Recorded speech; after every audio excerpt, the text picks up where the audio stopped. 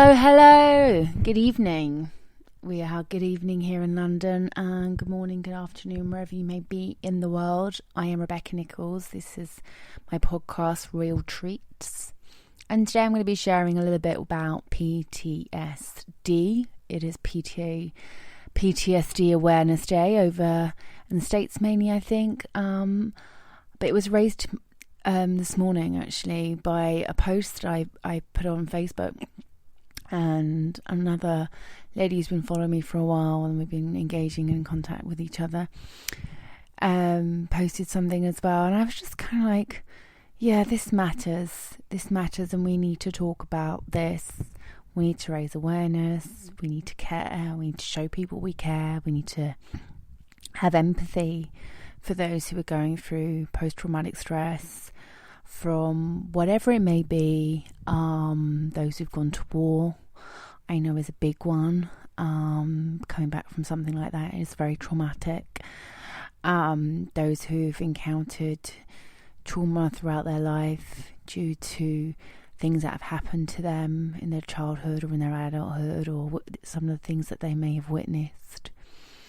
So trauma can occur at any point, and really a part of what I do as a Reiki healer, practitioner, facilitator is to help people deal with the trauma that's inside them, that has been built up over the years, and to release it.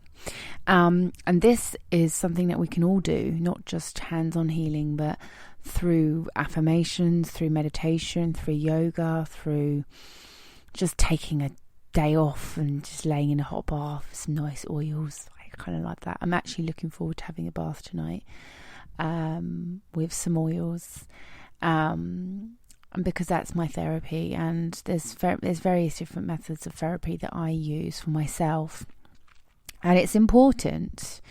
Self-care is sacred. We must take care of ourselves, because life is short, but it's also very long. And so we live in a fast-paced world where technology is kind of very much taking over. And yes, I mean, I'm guilty of being attached to my phone a lot of the time, mainly due to work and stuff. But unplugging and really just taking time to maybe read a book, go for a walk, go out and get some exercise, be in nature, meet with some friends, have a conversation, engage with some real human connection is powerful and very necessary in order for us to move forward in life in a positive way. Because I think if we don't clear all the trauma that we've been dealt with throughout the years, through the past, we carry that into our future. That is where it will end up becoming part of our future as well. So it is important to let go and constantly be letting go. And non-attachment living is a good way to be here in the space and be present to where you're in. Anxiety is always the need to escape the present moment. So don't escape your present moment. It is a beautiful thing to be here and now. To show up to your life and just, connect where you need to connect. At any given moment, your life can go in any direction, and that's all through the power of choice. We all have it. It's ours. Something that I've discussed in previous podcast about power and claiming our power and understanding our power. So I'll be working on that a lot this week in myself. Saying no, disagreeing, objectifying, I object. But yeah, kind of, standing your ground. And so when it comes to your mental health, you have to be firm. You do have to say to yourself, actually, I'm not okay. I'm not okay in this space. I'm not okay with that. That really bothers me, or I'm really struggling to move past this part in my life where I'm just reliving over and over and over in my head the things that I could have done or should have done or would have done had I known. It's actually torture. And it's something that I'm writing about in the last few chapters of my book. It's been a process for me to write this book. It's been therapy. It's been amazing. It's been something that I never thought I'd be able to do. Now, I have suffered trauma that is very, very real and valid, and so I talk about that in a lot more detail in the book, but I do share with certain people. I open up, and of course my social media I will share, because I'm stepping more boldly into a space of belonging and becoming and owning every part of me, and even that means the darkness, because I think when we can stand in that space and not feel shame and not feel guilt and not feel regret and not feel judged, but allow vulnerability to come in, that is courage and that is bravery, and that means that we can really make a difference in the world, and not just to our lives, but to the lives of many people that are around us who are inspired by our bravery. I have so many people message me and email me and DM me and all sorts of things, and just say, keep at it, you're doing great, and it's nice to know. And also I'll have critics, I'll have haters, I'll have people who don't really understand it or why I'm doing it. And I've come up across lots of different things on this journey, and I've had to really grow a lot of thick skin in the process, and you will. And I tell you what, it's the toughest thing for me, because a lot of the time people don't actually know what I've gone through in my life. They've only got a slight indication of what I've experienced. It's something that I have been saving for the book. Been giving you the trailer all this time, but when the book comes out, you'll get to know a little bit more. And some of the things I've survived, I don't think people would have survived. I'm actually amazed that I'm still here, alive, breathing, experiencing. And I think it's all part of the story. So you have survived. If you're PTSD and you've gone through that, you have survived. You're here. It's valid. It's meant something. Don't think it's meant nothing.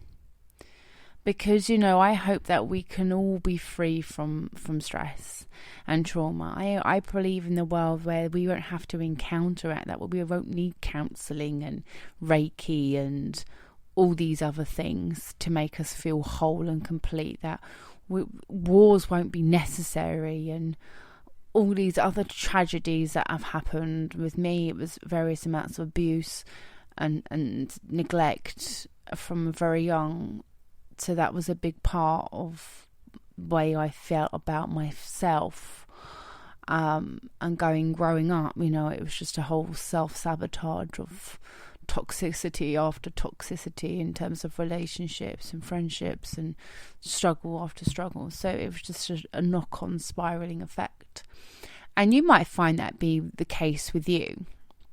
You might just find that it's something that you will struggle with, and it's something that you will come up against. But the way to stop it in its tracks is to really take ownership of everything, even the ugly shit, and you say, it's not my fault. I didn't do it. I didn't ask for it. It happened. If we take responsibility of our lives, then we take the power back. That means we can then step forward and say, okay, well, I have this strength and this power to move past the pain. I own it all now. It's mine. I'm not going to blame anyone else. I'm just going to take it on board, because when it comes to mental health, it's your responsibility, and it's something that I've had to really learn for myself, in a sense that I've had to say no to people to reclaim back my mental health and my power. I've had to say no to a lot of people that I felt who were draining on my energy, or like energy vampires, and I was already vulnerable and in a weak space, not in like I'm ashamed of being vulnerable, but just kind of like I can't handle anything else right now in my life. So I'm going to have to find some space where I feel safe. And if that means me being a lot of the time on my own, and in my case, actually, quite a lot of time I've had to spend on my own dealing with it, and that's fine. I don't mind it. And because I think it's a process of healing, we just have to go through that each step on our way to what I call queendom for women. Queendom. Why do men get the kingdom and we don't get the queendom? I want the queendom. We want the queendom, and that's what the journey to queendom for me was all about. It was about a journey to finding my place on that throne and knowing that I was worthy of wearing that crown, despite this and what outsiders may have or may not thought about me. So the shame that's associated and the stigma that's associated with mental health must be broken.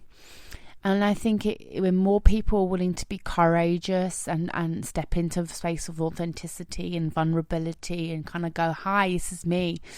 This is what I've been through. Like, I'm a bit messy. I'm a bit complicated. Some days I just don't know where I'm at. But I'm here, I'm showing up, and I may be, reaching out for help or reaching out for some level of support. I use oils and I write and I connect with you guys. It's my therapy in many ways, and I love just, art in itself and expression and just kind of the little things that make my life really just so beautiful in so many ways that are just so simple. So it's sometimes like simplifying your life and not overcomplicating it. And I think it's the most easiest thing to do when you're dealing with stress. Don't be so hard on yourself and don't overdo it. One day at a time is all you need. And in Reiki, we practice just for today and attitude of gratitude. And gratitude is, again, another thing that's really helped me kind of just stay grounded and connected to myself and to my surroundings and to life and to people and everyone that's in my life, and just kind of like really brings it all back down to, okay, I'm here, I'm safe, the universe has got me, the universe has got my back, and it has. And so, trust, lean, and stay in that flow of the universe. Nothing matters that much. Even I've learned after everything I've gone through that actually I'm not going to give meaning to it anymore. I gave meaning to it for so long, and it's not worthy of that meaning that I was giving it to, because I made it mean something about me, and I made it mean that I was wrong, and I made it mean that I was deserving of it, and I wasn't. And you've just got to let that all go, because that's power right there.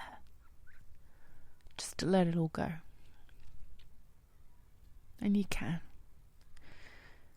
You just have to hold enough space for yourself to let it go.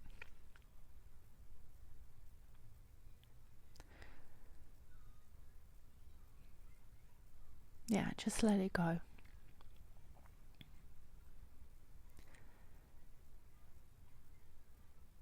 And tomorrow it's a new day. Right now is a new moment, and you can boldly step forward into a new space. And I want you to do that because you're deserving of a beautiful life. We all are deserving of a beautiful life. Well, lots of love and light to you, and I hope you have a great day wherever you may be. Give thanks to it, because that's all we have, this moment right now, just for today. Lots of love and light to you. Take care.